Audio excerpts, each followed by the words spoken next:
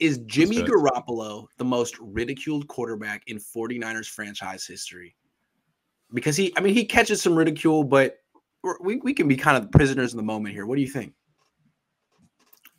Okay, so for on the field stuff, yeah, I think so. I mean, Kaepernick to me, just because of everything that happened politics wise, that was probably the most.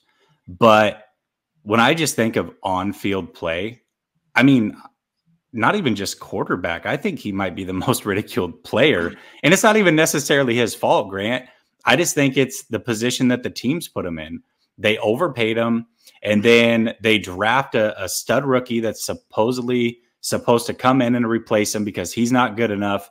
You had the greatest quarterback of all time ready to fall into your lap. You passed him up for Jimmy Garoppolo. You're not playing the rookie because of Jimmy Garoppolo. You're paying Jimmy way too much. He's always injured. It's not really any fault of his own, but I think he is. I mean, you've been around the team and you've seen it a little bit more.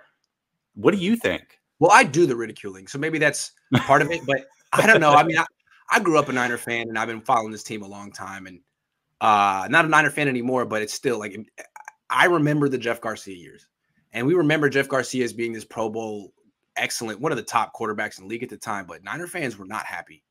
They lost Steve Young. He was taken away from us early by Aeneas Williams.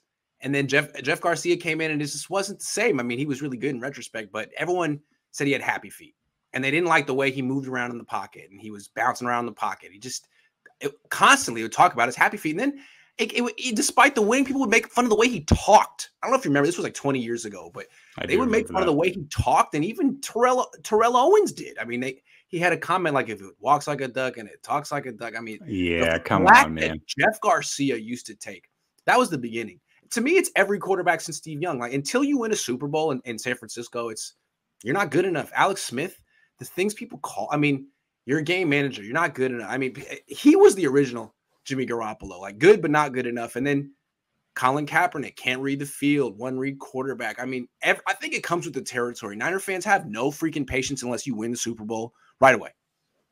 Social media, too, I think plays a big part in it, right? Obviously, we're in the mix more than ever because of social media. And, social media wasn't really a thing when Garcia was around. Can I make an observation about Garcia that's always bugged me? Does he look like RoboCop to you? A little bit. I don't know why. That's always been in my head anyways. Yeah. But yeah, so listen, when Garcia was around, social media wasn't a thing. Obviously, it was when Kaepernick and Alex was. But I even think now that we look back on things, that those guys are revered by a lot of the fan base. And right now, Jimmy Garoppolo is just getting piled on like crazy. I do a lot of the piling. I'm just saying I feel like he's pretty ridiculed. No, I know the answer. The most ridiculed quarterback in 49ers franchise history, by far, Nick Mullins. Maybe with CJ Beathard is a close second, man. Those two.